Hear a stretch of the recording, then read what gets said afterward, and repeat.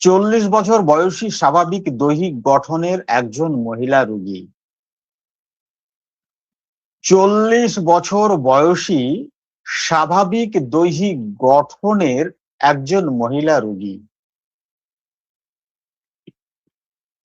তার সমস্যা হলো সকালে জল নিয়ে বেশি কাজ করলে, জামা কাপড় কাচার কাজ করলে নাকে ঠান্ডা লাগে, নাক বন্ধ অনুভূতি হয়, নাক ফসফস করতে হয়। তার জন্য জোরে নাক মানে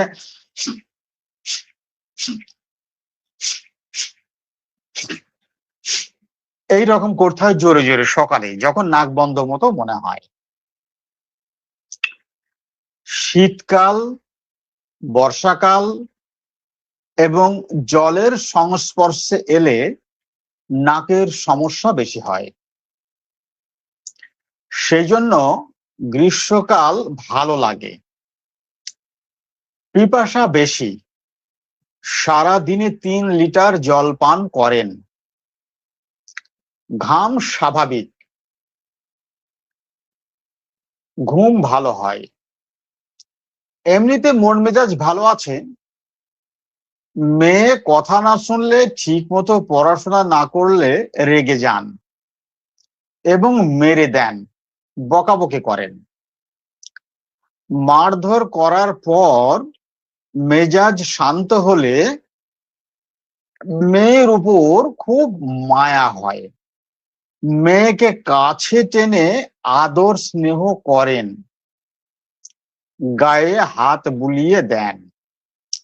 রুগী চান মেয়ে ভালো করে লেখাপড়া শিখে জীবনে উপার্জন করার জন্য ভালো কিছু হতে হবে।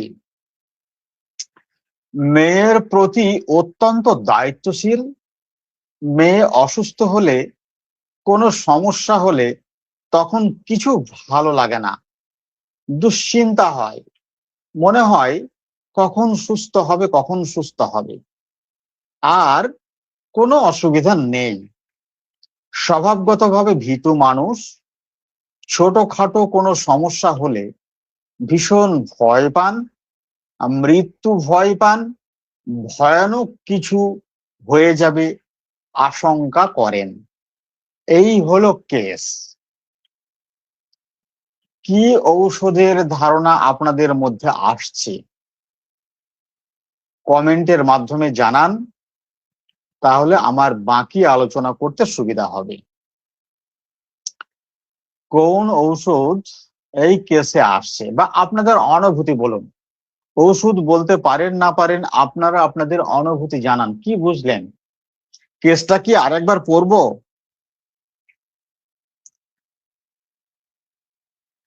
কমেন্টের মাধ্যমে জানাবেন। আপনারা সবসময় অ্যাক্টিভ থাকবেন, প্যাসিভ নয়। অলওয়েজ অ্যাক্টিভ থাকবেন, সাথে সাথে রেসপন্স দেবেন, তাহলে আলোচনা করতে ভালো লাগবে। কেসটা কি আরেকবার পড়বো? আপনারা এই কেস থেকে কি মেডিসিনের ধারণা বা কি ধারণা করছেন?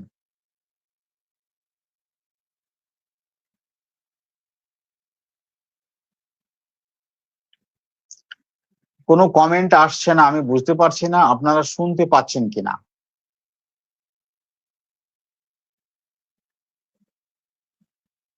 আরো একবার তো ঠিক আছে, শুনুন, ভালো করে শুনুন। 40 বছর বয়সী স্বাভাবিক দৈহিক গঠনের একজন মহিলা রোগী। তার সমস্যা হলো সকালে জল নিয়ে বেশি কাজ করলে, কাচার কাজ করলে নাকে ঠান্ডা লাগে, নাক বন্ধ অনুভূতি হয়। তার জন্য ঘন ঘন জোরে নাক ফসফস করতে হয়, মানে নাক ঝাড়া দেওয়া মতো করতে হয়। ভিতর থেকে শ্লেষা বার করার জন্য বা শ্বাসটা বার করার জন্য ঘন ঘন এটা করতে হয়, জোরে জোরে শব্দ হয়। শীতকাল, বর্ষাকাল এবং জলের সংস্পর্শে এলে নাকের সমস্যা বেশি হয়। সেই জন্য গ্রীষ্মকাল ভালো লাগে।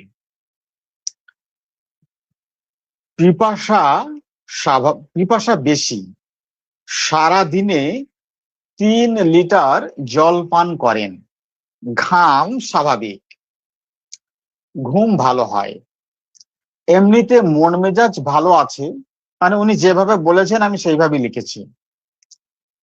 মেয়ে কথা না শুনলে, ঠিক মতো পড়াশোনা না করলে রেগে যান এবং মেরে দেন, বকাবকি করেন। মারধর করার পর মেজাজ শান্ত হলে মেয়ের উপর খুব মায়া হয়। মেয়েকে কাছে টেনে আদর স্নেহ করেন, গায়ে হাত বুলিয়ে দেন। রুগী চান মেয়ে ভালো করে লেখাপড়া শিখে জীবনে উপার্জন করার জন্য ভালো কিছু হতে হবে। আর এটাই হচ্ছে পুরো প্রচেষ্টা। এই ইচ্ছা পূর্ণ করার জন্য এই রুগী মেয়ের পিছনে একটানা লেগে আছে। আর যার জন্য সে তাকে সময় নষ্ট করতে দেয় না, কোনোভাবেই পড়াশোনার বাইরে তাকে কোনো সুযোগ দেয় না।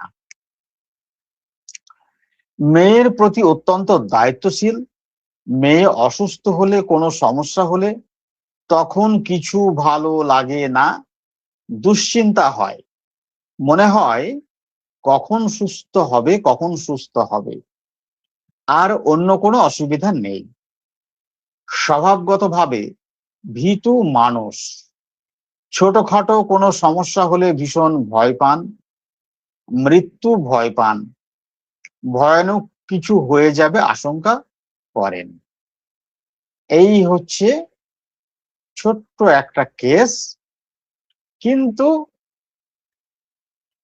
অনেক বড়। ছোট্ট একটি কেস, কিন্তু কেসটি অনেক বড়।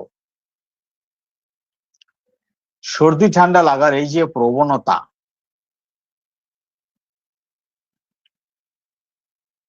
এটাকে সারাতে হবে।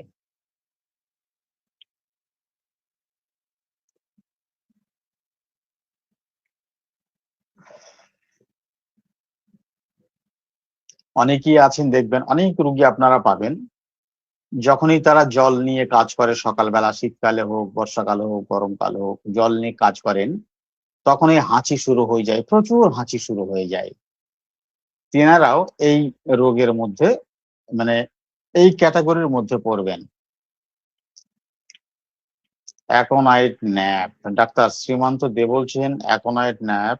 ডক্টর জগদীশ চন্দ্র রয় বলছেন চায় না। আর কেউ?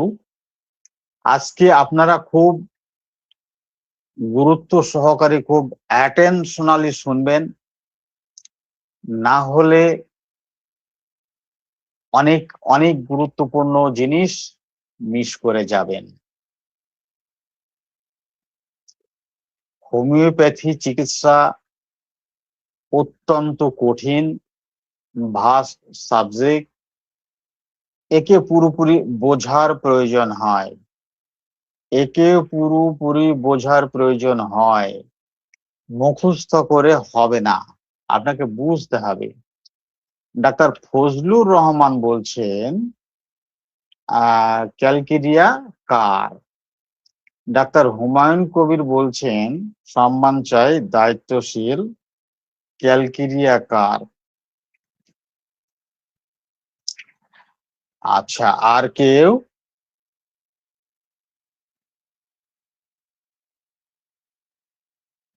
আর কেউ?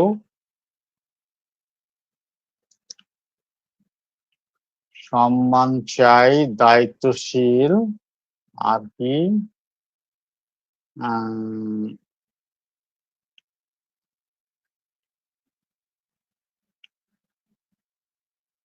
সাথে ভয় আছে।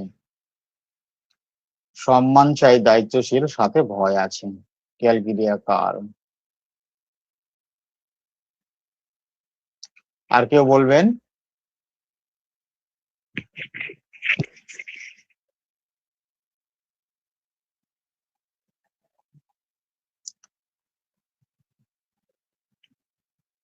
আর কেউ বলছেন না। তো চলুন তাহলে আমরা কেসের অ্যানালাইসিসে চলে যাই। আচ্ছা, ডাক্তার হুমায়ুন কবির, আপনি সম্মান চাই এটা কিভাবে পেলেন? আপনি সম্মান চাই, দায়িত্বশীল, সাথে ভয়, এই কথাগুলোতে ক্যালকিরিয়া কার্ভ আপনি কিভাবে এলেন একটু জানান। ক্যালকিরিয়া কার্ভ আপনি কিভাবে এলেন এই কেসে একটু জানান।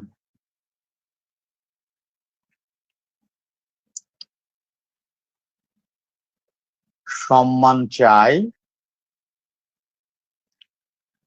দায়িত্বশীল, সাথে ভয় আছে, ক্যালকিরিয়া কার্ভ, আপনি এই তিনটি কথাতে ক্যালকিরিয়া কার্ভে কিভাবে এলেন?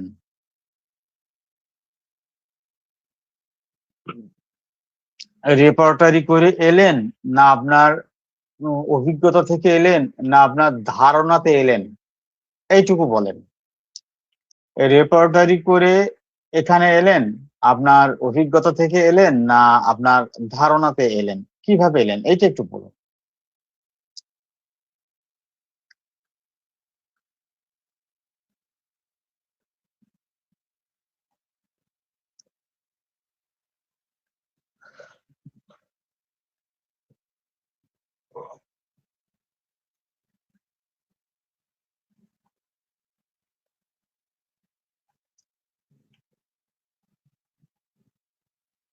ডাক্তার হুমায়ুন কবির, যদি আপনি আমার কথা শুনতে পান একটু জানাবেন, আমি আলোচনা শুরু করব।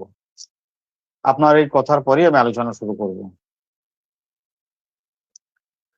অভিজ্ঞতা থেকে এলেন, রেপার্টারি করে এলেন, ভয় পান, ধারণা থেকে এলেন। আচ্ছা আচ্ছা, ঠিক আছে। চলুন তাহলে, কংগ্রাচুলেশন, যারা ক্যালকিরিয়া কার্ভ বলেছেন তাদের সবাইকে অভিনন্দন। সঠিক মেডিসিন ক্যালকিরিয়া কার্ভ, সঠিক মেডিসিন ক্যালকিরিয়া কার্ভ। কিন্তু অনেকগুলো মেডিসিনের টাচ আছে, অনেকগুলো মেডিসিনের পারফেক্ট জায়গাতে পৌঁছানো একটু টাফ ব্যাপার। যেমন এইখানে একটা বিষয়, এই যে আপনার মেয়েকে মারছে, মেয়েকে মারার পরে মাথা ঠান্ডা হয়ে এলে তখন অনেক বেশি অনুশোচনা হয়, অনেক বেশি অনুশোচনা হয়। আর অনুশোচনা হলে তখন সে মানে মেয়ের উপরে প্রচুর মায়া হয়, কাছে টানে, আদর করে, স্নেহ করে। একটি মেডিসিন আছে, যারা অনলি মাইন্ড করেন তারা এই ব্যাপারটা কিভাবে নেবেন জানি না। আমি বলছি,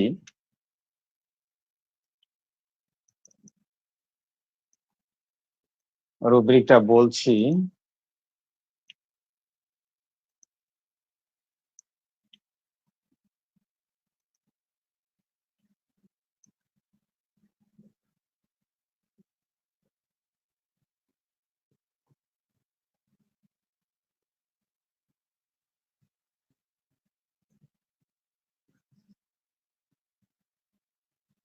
এই যে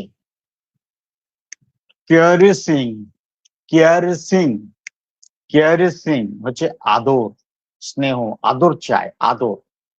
CARE, caressing, caressing, CARESSING, caressing husband and child, then pushes them away, caresses, কি করছে, caresses husband and child, husband and চাইল্ডকে আদর করছে, স্নেহ করছে।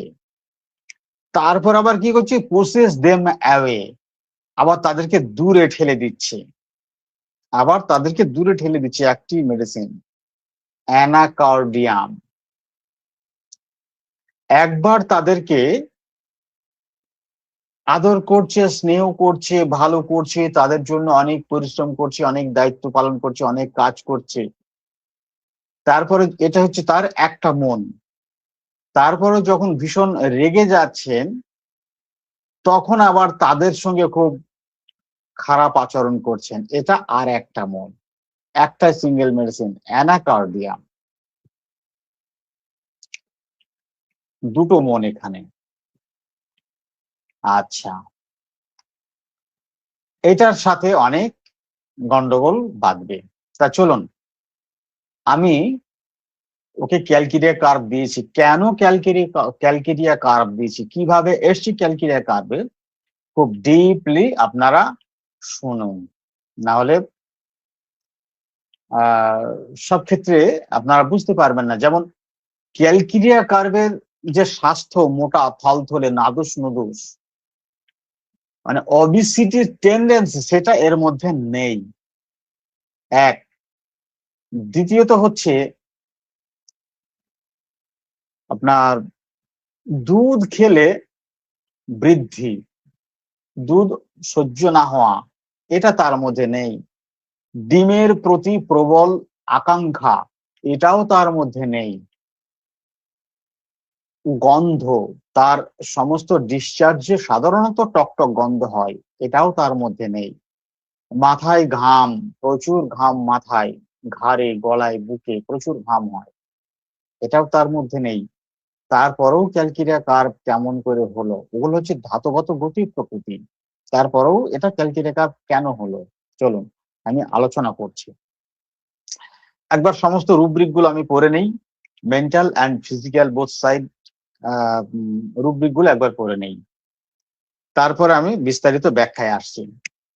মাইন্ড রিমোর্স, অনুশোচনা, anxiety children about his responsibility, taking responsibility too seriously, fear of Trifles important sin, anxiety future about anxiety hypochondriacal। এইটুকু গেল মেন্টাল সিমটম। এবার physical, general water working in water aggravation, generals water working in water aggravation, generals cold wet aggravation, generals season winter aggravation, generals warm air amel, গ্রীষ্মকাল তার আরাম হচ্ছে, গ্রীষ্মকালে ভালো থাকছে, গরম আবহাওয়াতে ভালো থাকছে। Stomach thirst large quantity for, অনেক পিপাসা অনেক বেশি, সারাদিনে 3 লিটার জল পান করেন। Nose obstruction weather wet aggravation, ওই যে সকালে জল নিয়ে কাজ করা, ওটাই ওয়েট মানে ভিজা আবহাওয়া, ওটা হচ্ছে ভিজা আবহাওয়া বা ভিজা পরিস্থিতি, এই রুব্রিক দিয়ে ওটাকে প্রকাশ করা হয়েছে। Nose obstruction weather wet aggravation, nose obstruction general weather damp wet in, এই যে ড্যাম্প ওয়েট, হ্যাঁ, এগুলো হচ্ছে আপনার ওই জল নিয়ে কাজ করা, জল নিয়ে ঘাঁটাঘাঁটি করা, কাদায় কাজ করা, জলের সংস্পর্শে থাকা, স্যাঁতসেঁতে জায়গায় থাকা, এগুলো সব আপনার এই রুব্রিকের দ্বারা প্রকাশ করেছেন। অ্যানালাইসিসে যাই, কিভাবে কাটাছেঁড়া করে এই জায়গাতে এলাম, সূক্ষ্মভাবে বোঝার চেষ্টা করুন। অ্যানালাইসিস, এই কেসে আমার দুটো ওষুধের কথা মনে এসেছিল, ক্যালকেরিয়া কার্ভ এবং অ্যানাকার্ডিয়াম। ক্যালকেরিয়া কার্ভ এবং অ্যানাকার্ডিয়াম ওরিয়েন্টাল উভয় ওষুধের মধ্যে রাগ এবং রাগের পরে অনুশোচনা বা মানসিক দ্বন্দ্বের লক্ষণ রয়েছে। তবে এদের মূল মানসিক চেতনা মানে ভাবনা, চিন্তা, আকাঙ্ক্ষা, ইচ্ছা ইত্যাদি। রাগের উৎস, কেন রাগ হয়, শারীরিক গঠনে আকাশ পাতাল তফাৎ আছে। এই 40 বছর বয়সী মহিলা রোগীর কেসটির সাপেক্ষে নিচে অ্যানাকর্ডিয়াম এবং ক্যালকিরিয়া কার্ভের একটি তুলনামূলক বিশ্লেষণ আমি আপনাদের সামনে দিচ্ছি, তুলে ধরছি। ক্যালকিরিয়া কার্ভের সাপেক্ষ নয়, এই রোগী কেন্দ্রিক যে লক্ষণ এসছে সেই লক্ষণকে ভিত্তি করে এই রোগী কেন্দ্রিক আমি পার্থক্য করতে চাচ্ছি। কতটা সূক্ষ্মভাবে এগুলো করতে হয়েছে সেটা আপনারা দেখুন। যত বেশি আপনারা এরকম ভাবে শিখতে পারবেন, মুখস্থ নয়, যত বেশি পরিমাণ এভাবে শিখতে পারবেন আপনাদের মাথা থেকে চাপ তত বেশি কমে যাবে এবং ততই আপনারা সঠিক মেডিসিনে পৌঁছাতে সক্ষম হবেন। মুখস্থ করে অসম্ভব। এবং রেপার্টারিও যদি আপনারা মুখস্থ করেন তবু হবে না, কেননা মূল বিষয়টা বুঝতে হবে, তাহলে আপনি জায়গাতে পৌঁছাতে পারবেন। তো চলুন আমি প্রথমে তার মানসিকতা এবং রাগের প্রকৃতি এটাকে নিয়ে একটু কাটাছেঁড়া করে দেখি। ক্যালকিরিয়া কার্ভের মানসিকতা কি এবং রাগের প্রকৃতি কি, অ্যানাকর্ডিয়ামের মানসিকতা কি, রাগের প্রকৃতি কি, এগুলো একটু দেখে নিই। ক্যালকিরিয়া কার্ভের এরা স্বভাবগতভাবে হচ্ছে দয়ালু, শান্ত এবং অত্যন্ত দায়িত্বশীল। ক্যালকিরিয়া কার্ভ রাগের মূল কারণ মূলত অতিরিক্ত কাজের চাপ এবং অবাধ্যতা জনিত ক্লান্তি। এরা সাধারণত মারধর করতে চায় না, কিন্তু ধৈর্যের বাঁধ ভেঙে গেলে হঠাৎ রেগে যান এবং মারার পরক্ষণে তীব্র অনুশোচনায় ভোগেন। এদের অন্তরে সন্তানের প্রতি গভীর মায়া ও মমতা সারাক্ষণ বজায় থাকে। এদের অন্তরে সারাক্ষণ মায়া এবং মমতা বজায় থাকে সারাক্ষণ।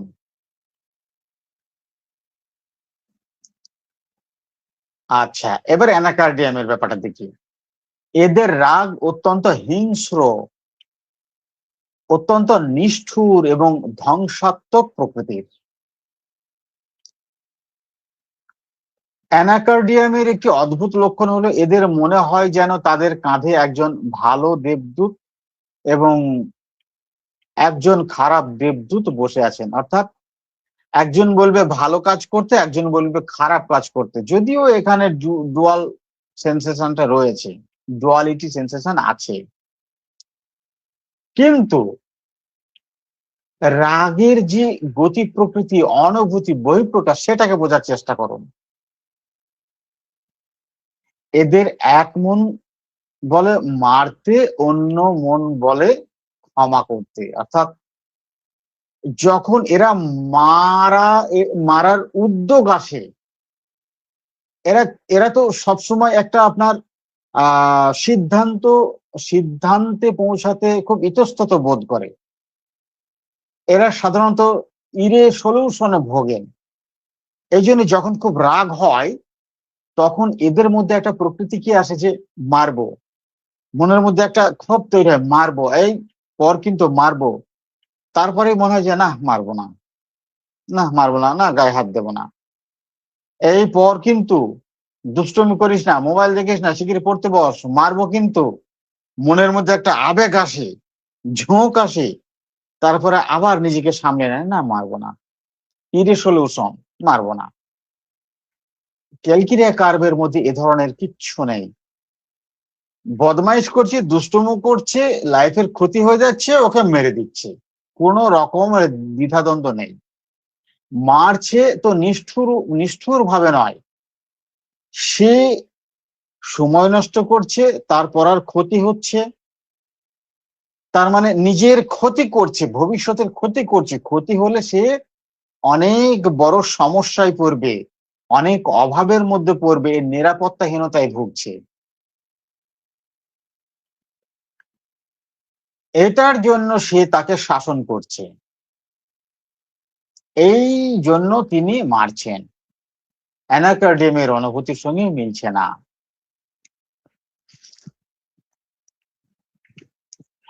এরা রেগে গেলে গালাগাল দেওয়া প্রবণতা থাকে, গালিগালাজ, অভিসম্পাত করে, অভিশাপ দেয়, গালিগালাজ করে, আর নিষ্ঠুর ভাবে মারে। যখন মারে তখন এদের কোনো জ্ঞান থাকে না। অ্যানাকার্ডিয়াম বলবে, আমি যখন মারি তখন আমার কোনো জ্ঞান থাকে না। ক্যালকিরিয়া কার্ভের মধ্যে ওই ধরনের ব্যাপারটা থাকে না। সে যখন মারে তার জ্ঞান থাকে, জ্ঞানতই মারে এবং নিষ্ঠুর ভাবে মারে না। হয়তো অল্প মারলো, হালকা মারলো, শাসন করলো, এরকম স্নেহের সঙ্গে মার, এরকম। এদের মধ্যে নিষ্ঠুরতা, ক্রুয়েলটি প্রচুর থাকে, খুব থাকে। এদের মধ্যে স্নেহ, মায়া, মমতা খুব একটা বেশি দেখা যায় না। এই একটা দিক গেল। দ্বিতীয়টা হচ্ছে সন্তানের প্রতি দুশ্চিন্তা এবং দায়িত্ববোধ। তার মধ্যে একটা দায়িত্ববোধ রয়েছে সন্তানকে গড়ে তোলার জন্য, আর সেই দায়িত্ববোধের সঙ্গে দুশ্চিন্তা জড়িয়ে রয়েছে। সেইখানে ক্যালকিরিয়া কার্ভ এবং অ্যানাকার্ডিয়ামের মধ্যে পার্থক্যটা আমরা একটু দেখে নিই। সন্তানের ভবিষ্যৎ, পড়াশোনা এবং রোগ ব্যাধি নিয়ে এদের দুশ্চিন্তার শেষ থাকে না। সন্তান অসুস্থ হলে এরা আক্ষরিক অর্থেই প্যানিক বা আতঙ্কিত হয়ে পড়েন। যে ওই যে যেমন বলছেন যে কখন সুস্থ হবে, কখন সুস্থ হবে, এবং ভীষণভাবে ভয় পেয়ে যান যে ভবিষ্যতে মানে খারাপ কিছু হয়ে যাবে না তো, ভয়ানক কিছু হয়ে যাবে না তো, এরকম একটি আতঙ্কে থাকেন। যেহেতু ক্যালকিরিয়া কার্ভ হচ্ছে কাওয়ার্ডিক পারসন, প্রচন্ড ভীতু পারসন, ফ্রাইটেন্ড ইজিলি, হ্যাঁ, frightened at sight of blood, এগুলো সব রয়েছে। প্রচন্ড ভীতু মানুষ। Horrible things, sad story effects her profoundly, এগুলো সব ক্যালকিরিয়া কার্ভের মন মানসিকতার মধ্যে রয়েছে। অর্থাৎ ক্যালকিরিয়া কার্ভ হচ্ছে একটি অত্যন্ত ভয়ার্থ মানুষ, ভীত মানুষ। পক্ষান্তরে অ্যানাকার্ডিয়ামকে দেখি, এরা সাধারণত আত্মকেন্দ্রিক হন। অ্যানাকার্ডিয়াম অত্যন্ত আত্মকেন্দ্রিক, সেলফিশ, স্বার্থপর, নিজের কথা ভাবে। এদের স্মৃতিশক্তি অত্যন্ত দুর্বল হয়ে পড়ে, যার ফলে এরা চেনা জিনিস বা নাম ভুলে যান। সন্তানের প্রতি ক্যালকিরিয়া কার্ভের মতো এত গভীর নিয়মতান্ত্রিক দায়িত্ববোধ এদের প্রধান লক্ষ্য নয়। 3 নম্বর হচ্ছে বৃদ্ধি এবং উপশম। কখন বাড়ছে কখন কমছে ওই পেশেন্ট কেন্দ্রিক আলোচনা হচ্ছে। জল নিয়ে ক্যালকিরিয়া কার্ভে কি হচ্ছে না, জল নিয়ে কাজ করলে, ঠান্ডা লাগলে, শীতকালে এবং বর্ষাকালে এদের সমস্ত কষ্ট বাড়ে। গ্রীষ্মকালে বা গরমে এরা ভালো থাকে, যা এই রোগীর মধ্যে দেখা গেছে। এবার অ্যানাকার্ডিয়ামে দেখি। অ্যানাকার্ডিয়ামের সবচেয়ে বড় এবং নির্দেশক শারীরিক লক্ষণ হলো খাবার খেলে এদের সমস্ত মানসিক এবং শারীরিক কষ্ট সাময়িকভাবে কমে যায়। খালি পেটে থাকলে এদের শারীরিক কষ্ট বাড়ে। এপিগ্যাস্ট্রিয়াম রিজিয়নে একটা পেন হয় এবং মাথায় যন্ত্রণা করে, যা খেলে কমে যায়। খালি পেট হলেই এদের মেজাজ খিটখিটে হয় এবং কষ্ট বাড়ে। জল নিয়ে কাজ করার সাথে এর সরাসরি সম্পর্ক ক্যালকিরিয়ার মতো তীব্র নয়। বোঝা গেল? এই যে গতি প্রকৃতি, প্রবণতা, সাসেপ্টিবিলিটি, এসব দিকেও আপনাকে নজর রাখতে হবে, খেয়াল রাখতে হবে। ক্যালকিরিয়া কার্ভের মধ্যে জল, আর্দ্র, জলীয় ইত্যাদিতে বেড়ে যাওয়ার সাথে যতটা ঘনিষ্ঠ সম্পর্ক ক্যালকিরিয়া কার্ভের, অ্যানাকার্ডিয়ামের সেই ঘনিষ্ঠ সম্পর্ক নেই। অর্থাৎ সেই প্রবণতা অ্যানাকার্ডিয়ামের মধ্যে নেই, প্রবণতা ক্যালকিরিয়া কার্ভের মধ্যে রয়েছে। এই যে প্রবণতা বা সাসেপ্টিবিলিটি, প্রবণতা, ডিসপোজিশন, এর সদৃশ হতে হবে আপনার ওষুধটা, তবেই তো সিমিলিমাম হবে। এর সদৃশ হতে হবে। এই জন্য আমি বরাবর আপনাদের কিন্তু বলে এসেছি, দৈহিক ও মানসিক উভয় প্রকৃতির লক্ষণের সমন্বয়ে একটি সদৃশ ওষুধ নির্বাচন করতে হবে। অনলি মেন্টালের সদৃশ্যে একটি সদৃশ মেডিসিন নির্বাচন করা খুব টাফ ব্যাপার। চলুন 4 নম্বর কি দেখেছি এই রোগীর মধ্যে, পিপাসা পিপাসা ক্যালকিরিয়া কার্ভে রুগীর প্রচুর জল পিপাসা থাকে। এই রুগী সারাদিনে 3 লিটার জল পান করছে এবং এরা সাধারণত শীতকাতর রুগী, যার জন্য এরা গরমকাল বেশি পছন্দ করছে, শীত পছন্দ করছে না এই রুগী। অ্যানাকাডেমিক হচ্ছে এদের পিপাসা অপরিবর্তনীয় বা সাধারণ হতে পারে, মানে সেই অন্যান্য সময়ে যেমন জল পান করেন, যেমন জলের টান থাকে তেমন সাধারণ। কিন্তু ক্যালকিরিয়া কার্ভের মতো জলের সংস্পর্শে সর্দি, তীব্র ধাতু এদের মূল চরিত্র নয়। আচ্ছা, তো এই জন্য আমি অ্যানাকার্ডিয়ামকে বাদ দিয়েছি এবং ক্যালকিরিয়া কার্ভকে দিয়েছি।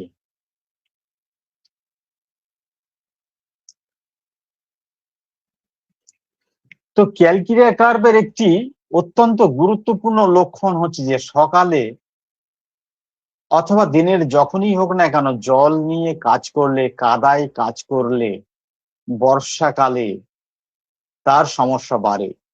কিন্তু শীতকাল তো হচ্ছে শুষ্ক শুষ্ক শীতল বাতাস, তাহলে শীতকালে কেন বেশি হবে? এটা একটা প্রশ্ন। ক্যালকিরিয়া কার্ভের যেহেতু জল ও জলীয় অবস্থাতে তার সমস্যা বেড়ে যায় এবং এটা হচ্ছে এর একটা প্রধান গতি প্রকৃতি। শীতকাল তো আর জল জলীয় ব্যাপারটা থাকে না, সে তো শুষ্ক, সেখানে বাতাসে আর্দ্রতা কম, শুষ্ক, তাহলে ভালো থাকার কথা। কিন্তু শীতকালেও তার সর্দি ঠান্ডা কেন বেশি লেগে যাচ্ছে? বিষয়টা হচ্ছে কাপড় কাচা কাচির এই যে স্বভাব, এটা তো তাকে শীতকালে করতে হয়। শীত যতই পড়ুক না কেন তাকে কাপড় কাচাকুচি করতেই হয়, এটার জন্যই তার শীতকালেও ঠান্ডা লেগে যাচ্ছে। আচ্ছা,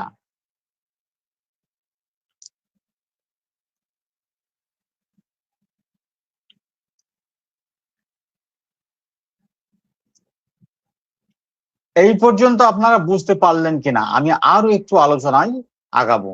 এতটুকু আপনাদের মধ্যে বুঝিয়ে এলো কিনা সেটা বলুন।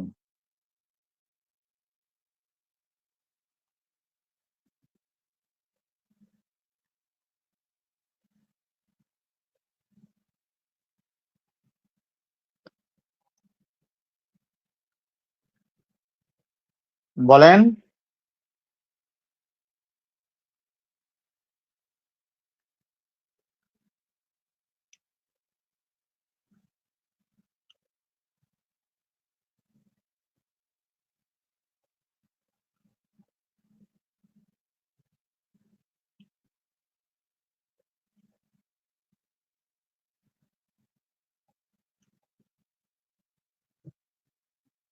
বোঝা গেল। আমাদের মধ্যে আরেকটি মেডিসিন আছে, খুব গুরুত্বপূর্ণ ঔষধ, সেটা হলো সালফার। সালফারের মধ্যে ওই অবস্থাটা রয়েছে। কারোর সঙ্গে যদি খারাপ ব্যবহার করা হয় তো দ্রুত রিপেন্টেন্স হয়, দ্রুত repentance, anger alternating with repentance quick, খুব দ্রুত অনুতপ্ত হয় সালফারও। তাহলে সালফার কেন হলো না? এখানে আপনার সালফার আছে, সালফার এবং ক্যালকিরিয়া কার্ভ এদের সঙ্গে একটু করে নিই, পার্থক্য করে নিই। ইগনিশিয়া রুগী আছে, তার ভিতরেও এই জিনিসটা রয়েছে। সালফারের রুগীও কি হয়, রেগে যাওয়ার পরে দ্রুত অনুতপ্ত বা অনুশোচনা বোধ করে।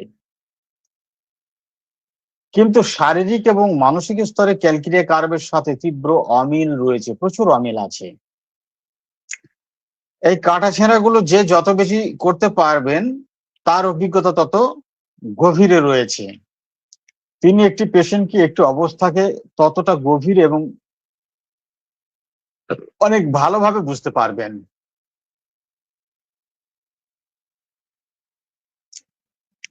গরম কাতর এবং শীত কাতর, এই দুটো কাতরতার মধ্যে আমরা সালফার এবং ক্যালকিনিয়া কার্ভকে দেখে নেই। আমার এই রুগী শীতকাল এবং বর্ষাকালে কষ্ট পায় এবং গ্রীষ্মকাল ভালোবাসে, যা স্পষ্টতই ক্যালকিনিয়া কার্ভ এর হচ্ছে তীব্র শীত কাতরতা প্রকাশ পাচ্ছে। অপরদিকে সালফার অত্যন্ত হচ্ছে গরম কাতর, হট পেশেন্ট। সালফারের রুগী ঠান্ডা বাতাস পছন্দ করে, গরম বা গ্রীষ্মকাল একেবারেই সহ্য করতে পারে না। সেই সাথে সাথে কি হচ্ছে, তিনি ঠান্ডা পছন্দ করে, গরম বা গরমকাল পছন্দ করে না, তথাপি স্নান করতেও তার ভালো লাগে না, স্নান করতে ইচ্ছা করে না, স্নান করতে চায় না।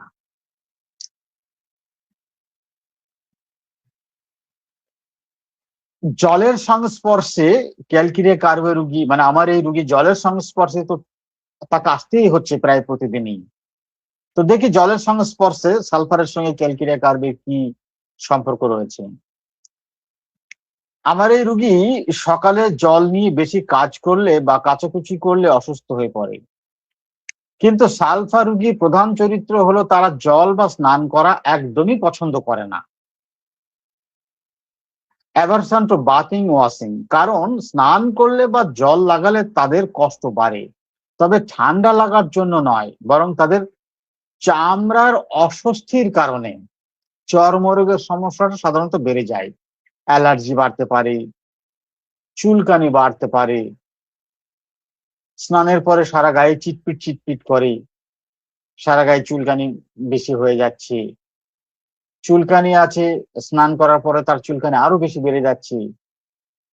কিন্তু স্নান করার পরে যে হাঁচি হওয়া, সর্দি ঠান্ডা বেড়ে যাওয়া, এটা খুব একটা বেশি তীব্র প্রবণতা সালফারের নেই, ক্যালকিনিয়া কার্ভে রয়েছে।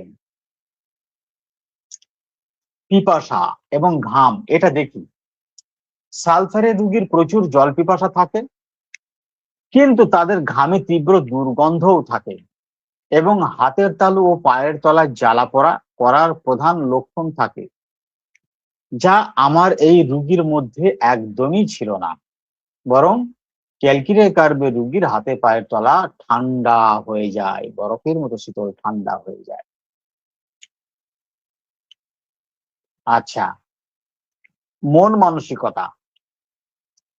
সালফারের মায়েরা সন্তানদের ভালোবাসে, কিন্তু তারা একটু দার্শনিক ভাবাপন্ন হয়। ক্যালকিনিয়া কার্ভের মতো নিয়মতান্ত্রিক কর্তব্য পরায়ণতা বা সন্তানের ভবিষ্যৎ নিয়ে নিখুঁত ও বাস্তবমুখী দুশ্চিন্তা সালফার খুব কম করে।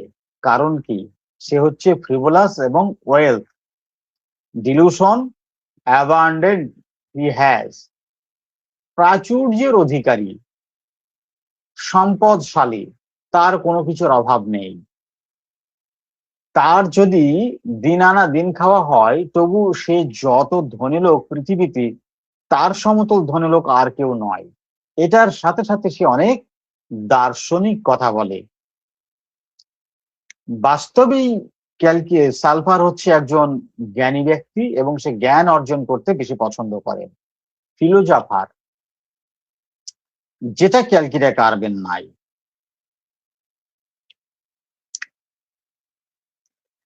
ইগনেসিয়া এবং ক্যালকিনিয়া কার্ভ, এদের সাথে একটা ঘনিষ্ঠ সম্পর্ক রয়েছে। এই রোগীর যে লক্ষণ, সেই লক্ষণের আহ সাদৃশ্যে ইগনেশিয়া মূলত মূলত মানসিক আবেগ, হতাশা এবং দ্বন্দ্বের একটি অত্যন্ত গভীর ঔষধ। মেজাজের ঘন ঘন পরিবর্তন এবং অনুশোচনার ক্ষেত্রে এটি অতুলনীয়। তবে এই রোগীর সাথে এর পার্থক্যগুলো আমরা একটু দেখে নেই। মেজাজের অসঙ্গতি, ইগনেশিয়া রোগী এই হাসছে, এই কাঁদছে, রেগে গিয়ে মেয়েকে মারার পর এদের তীব্র অনুশোচনা ও কান্না আসতে পারে, কিন্তু ইগনেশিয়ার রাগের পিছনে থাকে তীব্র মানসিক আঘাত, দুঃখ এবং ভেতরের কোনো চাপা কষ্ট, grief or disappointment, love grip, silent, এগুলো। এই রোগীর রাগ মূলত মেয়ের অবাধ্যতা এবং পড়াশোনা না করার বাস্তবসম্মত কারণে, যা ক্যালকিরিয়া কার্ভের কর্তব্যের চাপের সাথে মিলে যায়। সন্তানের অসুস্থতায় দুশ্চিন্তা, এগুলো হচ্ছে এক একটা লক্ষণ। সেই লক্ষণগুলোকে আমি মেডিসিন গুলোর সাথে কাটাছেঁড়া করেছি। মেয়ে অসুস্থ হলে এই রোগীর মনে হয় কখন সুস্থ হবে, কখন সুস্থ হবে। অ্যাংজাইটি অ্যাবাউট রিকভারি, এটি ক্যালকিরিয়ার ভবিষ্যৎ নিয়ে উদ্বেগের লক্ষণ। অপরদিকে ইগনিশিয়ার দুশ্চিন্তা বা দুঃখ তীব্র হলেও তারা সেটি ভিতরে চেপে রাখে, সাইলেন্ট গ্রেভ, সহজে প্রকাশ করে না, ঘরের কোণে একা বসে বসে কাঁদে। এই যে ইগনিশিয়ার সঙ্গে কোনো ঘটনা ঘটলে সে মুখে চাবি দিয়ে দেয়, একদম মুখে চাবি, একটা প্রকাশ করবে না, এটা হচ্ছে তার স্বভাব। আর ক্যালকিরিয়া কার্ভ সহ্য না করে তাকে শাসন করার জন্য মারছে। ইগনিশিয়া চুপ, ঝগড়া তো করবেই না, প্রতিবেশী জেনে ফেলবে, সেন্সিটিভ টু মোরাল ইমপ্রেশন, এগুলো রয়েছে। শারীরিক লক্ষণগুলোর মধ্যে দেখি, ইগনিশিয়া রোগীরা জল নিয়ে কাজ করলে বা শীত বর্ষায় এভাবে সর্দির ধাতুতে ভোগার চেয়ে তীব্র মাথা ধরা, গলায় কিছু আটকে থাকার অনুভূতি বা হিস্টিরিয়াগ্রস্ত লক্ষণে বেশি ভোগে। এরা সাধারণত ক্যালকিরিয়ার মতো সুনির্দিষ্টভাবে গ্রীষ্মকালে ভালো থাকে এবং শীত বর্ষায় সর্দিতে ভোগে, এমন ধারাবাহিক শারীরিক রোগ ভোগের গতি প্রকৃতি দেখা যায় না ইগনিশিয়াতে। এই যে রোগ ভোগের গতি প্রকৃতি, ধারাবাহিক গতি প্রকৃতি, এগুলো হচ্ছে ধাতুগত অবস্থার একক। এগুলো হলো সব ধাতুগত অবস্থার একক, বিভিন্ন এককের সমন্বয়ে একটা বড় গঠন তৈরি হচ্ছে, ধাতুগত অবস্থা তৈরি হচ্ছে। অর্থাৎ এর থেকে একটা ধারণা করা যাচ্ছে যে ইগনিশিয়াতে সর্দি ঠান্ডা লাগা ইত্যাদি এগুলো থেকেও অনেক বেশি গুরুত্বপূর্ণ হচ্ছে তার মাথায় যন্ত্রণা করা, ঘুমের সমস্যা হওয়া, আবেগের জায়গাতে তার গন্ডগোল। ক্যালকিরিয়া কার্ভে সর্দি ঠান্ডা লাগার জায়গাতে গন্ডগোল। ধাতুগত গতি প্রকৃতি, এই গতি প্রকৃতির সাথে যদি আপনি সদৃশ না করেন, শুধু লক্ষণের সঙ্গে মিলালেই আপনার সিমিলিমাম হবে না, ফলে রোগী সাময়িক উপশম পেতে পারে, আরোগ্য হবে না। এই সব দিকে চিন্তা ভাবনা করে আপনাকে পড়াশোনা করতে হবে এবং এই সব দিকে চিন্তা ভাবনা করেই আপনাকে মেডিসিনও নির্বাচন করতে হবে। এখন আমি ক্যালকিরিয়া কার্ভ, অ্যানাকার্ডিয়াম, সালফার, ইগনিশিয়া, এদের খুব সংক্ষিপ্ত একটু আলোচনা, পার্থক্য আমি করে দিচ্ছি। ক্যালকিরিয়া কার্ভের আবহাওয়া এবং ঋতু, শীত বর্ষায় বাড়ে, গ্রীষ্মে আরাম, যেটা হুবহু এই রোগীর সাথে মিলে গেছে। জলের সংস্পর্শ, এইগুলো হচ্ছে লক্ষণ। জল নিয়ে কাজ করলে সর্দি এবং নাক বন্ধ হওয়া, এটা রয়েছে। রাগের পর অনুশোচনা, রাগ ক্ষণস্থায়ী, ক্যালকিরিয়া কার্ভের রাগ ক্ষণস্থায়ী, পরক্ষণে তীব্র দায়িত্ববোধ এবং মায়া জাগে ক্যালকিরিয়া কার্ভের। সন্তানের প্রতি যত্ন, অত্যন্ত দায়িত্বশীলতা, অসুখে চরম উৎকণ্ঠা এবং ব্যাকুলতা, এটা ক্যালকিরিয়া কার্ভে রয়েছে। এবার চলুন অ্যানাকার্ডিয়াম দেখি। আবহাওয়া এবং ঋতু, এই চারটি লক্ষণকে নিয়ে চারটি মেডিসিনের মধ্যে পার্থক্যটা দেখে নিচ্ছি। আবহাওয়া এবং ঋতু, আবহাওয়ার চেয়ে খাবারের সাথে কষ্ট বাড়ে কমে। আবহাওয়ার চেয়ে খাবারের সাথে, ওই যে খালি পেট হলে এপিগ্যাস্ট্রিয়াম রিজিয়নে যন্ত্রণা করে, মাথায় যন্ত্রণা করে, মেজাজ খিটখিটে হয়ে যায় এবং খাবার পরেই তার আরাম। দ্বিতীয় কি, জলের সংস্পর্শ, এখানে কি হচ্ছে, জলের সাথে সরাসরি তীব্র সম্পর্ক অ্যানাকার্ডিয়ামে নেই, ক্যালকিরিয়া কার্ভে রয়েছে। রাগের পর অনুশোচনা, দৈত্য ব্যক্তি মানে দৈত্য অনুভূতি, দৈত্য মানসিকতা, ডুয়ালিটি সেন্সেশন, এগুলো রয়েছে। এক মনে বলে মারো, অন্য মনে বলে মেরো না। আর রাগের পর অনুশোচনা অ্যানাকার্ডিয়ামের প্রবল রয়েছে। এখানে শুধু মেন্টাল সিমটম গুলোর সাথে যদি আপনি মেলাতে চান, অনেক টাল মাটালের মধ্যে পড়ে যাবেন, বহুত পড়ে যাবেন। এই কয়েক বছরে অনেক অভিজ্ঞতা আমরা অর্জন করেছি, কিন্তু আমি কখনো বলিনি যে অল ফিজিক্যাল সিমটম লাগবে না, ফিজিক্যাল সিমটম ছেড়ে দেন, ফিজিক্যাল সিমটমে কাজ করা যাবে না, এটা বলিনি। সব সময়তেই বলে এসছি যে ফিজিক্যাল সিমটমের সাথে মানসিক লক্ষণগুলো মেলাতে হবে, মিলিয়ে একটি ধাতুগত ওষুধে আপনাকে পৌঁছাতে হবে। আর ফিজিক্যাল সিমটম গুলো আপনার মেডিসিন নির্বাচনে শেষ সিদ্ধান্ত নিতে আপনাকে সাহায্য করবে না, কিন্তু ফিজিক্যাল সিমটম গুলো আপনাকে একটি সদৃশ ঔষধ নির্বাচনের দিকে আপনাকে ধাবিত করবে। সদৃশ ঔষধ নির্বাচন করার জন্য শেষ ফয়সালা আপনাকে মানসিক লক্ষণগুলো দেবে। সে একই জায়গাতেই কিন্তু আমি দাঁড়িয়ে আছি এখনো। আজকে আপনাদের প্র্যাকটিক্যালটা দেখালাম। আচ্ছা, সন্তানের প্রতি যত্ন, আত্মকেন্দ্রিক স্মৃতিশক্তির দুর্বলতা। অ্যানাকর্ডিয়ামে আছে আত্মকেন্দ্রিক, অর্থাৎ স্বার্থপর, সে যা করে সব নিজের জন্য, অন্যের জন্য নয়। সবকিছু নিজের স্বার্থ জড়িয়ে থাকে তার মধ্যে। সালফার, আবহাওয়া এবং ঋতু, গরম কাতর, গ্রীষ্মকাল সহ্য করতে পারে না। জলের সংস্পর্শ, স্নান বা জল লাগানো একদম পছন্দ করে না। রাগের পর অনুশোচনা, রেগে যাওয়ার পর দ্রুত অনুতপ্ত হয়। আর সন্তানের প্রতি যত্ন, সন্তানকে ভালোবাসে কিন্তু কিছুটা খামখেয়ালি। খামখেয়ালি বলতে আপনার ফিলোসফির কারণে আর আপনার ওয়েলথ অ্যাবান্ডেন্স ইত্যাদি এগুলোর জন্য সে গুরুত্ব দেয় না। কি আছে, ও হয়ে যাবে, সব ঠিক হয়ে যাবে, কোনো চিন্তা নেই, আজ মরলে কাল দুদিন, আজকের চিন্তা আজকে করি, কালকের চিন্তা কালকে হবে।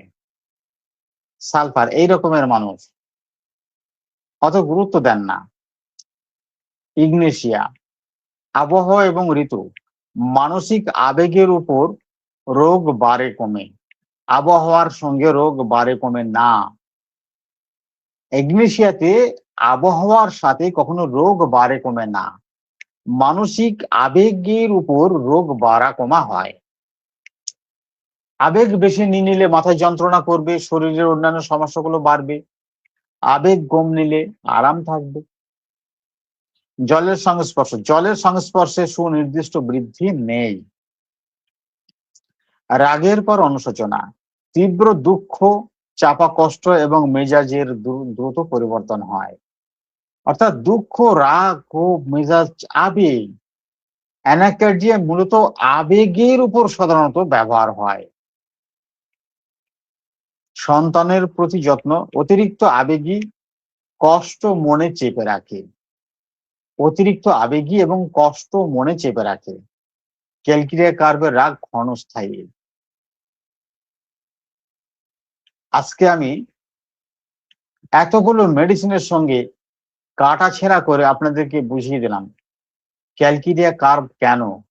যদিও আমার এই রুগীর মধ্যে ডিম খাওয়ার আকাঙ্ক্ষা, দুধে বৃদ্ধি, মাথায় ঘাম, নাদুস নুদুস চেহারা, কোষ্ঠবদ্ধতা, পায়ের তলা ঠান্ডা, যেন মোজা পরে আছি, এই সমস্ত লক্ষণগুলোর কিছুই নেই, তথাপি তারপরেও ক্যালকিরিয়া কার্ভ।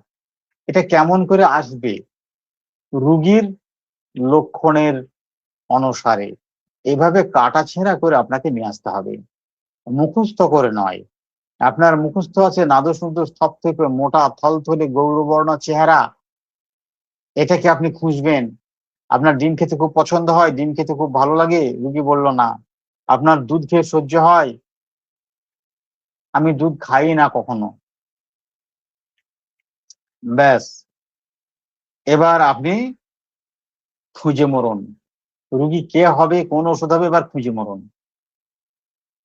এগুলো না থাকলেও তার যে গতি প্রকৃতির রোগ ভোগের ধারাবাহিকতার যে গতি প্রকৃতির সঙ্গে মন মানসিকতা, রিয়াকশন, এগুলোর ভিত্তিতে আপনার মেডিসিন চলে আসবে। প্রত্যেকটা মেডিসিনকে আপনাকে এভাবে বুঝতে হবে। এই জন্য প্রপার কেস টেকিং করতে হবে। প্রপার কেস টেকিং, এই প্রপার কেস টেকিং এর সাথে সাথে সিমটম গুলোকে বাছাই করা, সেই সাথে সাথে সিমটমের সদৃশ্যে রুব্রিক গুলোকে তুলে আনা। ব্যাস, এই কাজটুকু করতে পারলে আপনার মেডিসিন চলে আসবে। তারপর যে মেডিসিন আসবে, সেই মেডিসিনের কাছাকাছি আপনার অভিজ্ঞতার অনুসারে আর কোন কোন ওষুধ আসছে সেগুলোর সঙ্গে একটু তুলনা করে নেওয়া। সেটা আপনি রুগীর সামনেও করতে পারেন, অথবা রুগীকে ছেড়ে দেওয়ার পরেও আপনি এটা করে ফাইনাল করে রাখতে পারেন, যাতে পরবর্তী প্রেসক্রিপশনে আপনি সঠিক পথ ধরে আগাতে পারেন। এটাও করতে পারেন, তাহলেই সফলতা আসবে, পুরাতন পেশেন্ট হলে আসবে না। আজ এ পর্যন্তই আমার আলোচনা। কেমন লাগলো আপনাদের?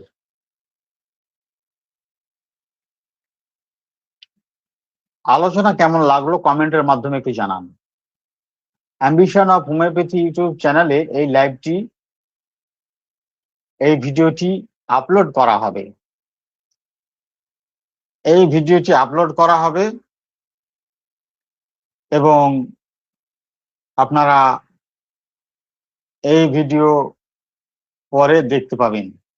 অ্যাম্বিশন অফ হোমিওপ্যাথি ইউটিউব চ্যানেলে আপনারা যাবেন, সেখান থেকে দেখবেন। অ্যাম্বিশন অফ হোমিওপ্যাথি সার্চ দিয়ে খুঁজলে আপনি পেয়ে যাবেন। আমি রেপার্টরি পাণ্ডুলিপি পড়তে পারছি না কেন?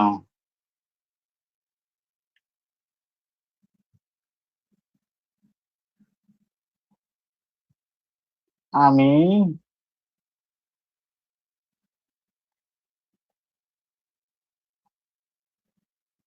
দেখতে পাচ্ছি না, দেখি।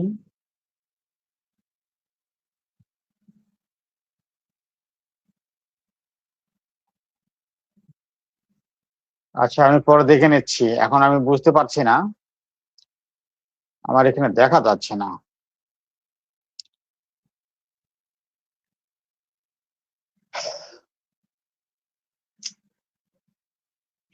বলুন, আর যারা রয়েছেন তাদের কাছে কেমন লেগেছে আলোচনা?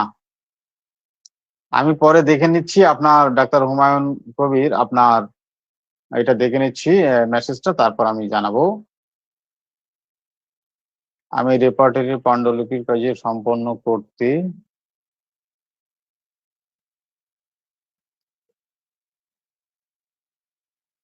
আপনার ক্লাস থেকে দূরে থেকে ভুল করেছি, তা এখন বুঝতে পারলাম। আজকের আলোচনায় বেশ গুরুত্বপূর্ণ এবং যুক্তিসঙ্গত আজকের কাটাছেঁড়া। Thank you. আপনি বুঝতে পেরেছেন, এটা অনেক ধন্যবাদ, অনেক ধন্যবাদ।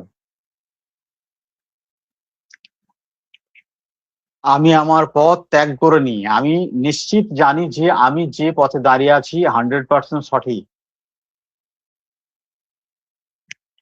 যেহেতু হোমিওপ্যাথি অনেক কঠিন একটা সাবজেক্ট, এটাকে খুব হৃদয়ঙ্গম করতে একটু সময় লাগে, পরিশ্রম লাগে। তবে বিশ্বাস থাকা দরকার, আত্মবিশ্বাস থাকা দরকার যে আমি যে পথে রয়েছে সেটা ঠিক না ভুল।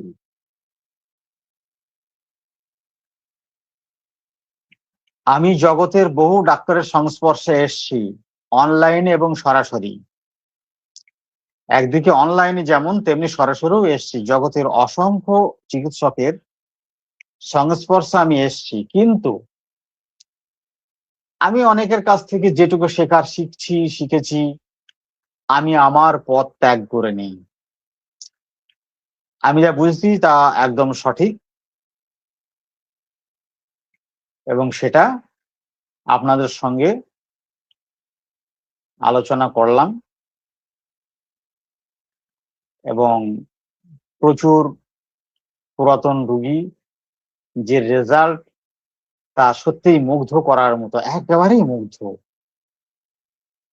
দারুণ, খুবই ভালো লাগছে। যারা টেলিগ্রাম গ্রুপে আপনারা ক্লাস করতে চান, নতুন ডাক্তার হোক এবং পুরাতন ডাক্তার হোক, যেই হন না কেন, টেলিগ্রাম গ্রুপে যারা মানে যদি কেউ ক্লাস করতে চান, আপনারা যোগাযোগ করবেন আমার সাথে। আজ এই পর্যন্ত। শুভরাত্রি, ভালো থাকবেন, সুস্থ থাকবেন।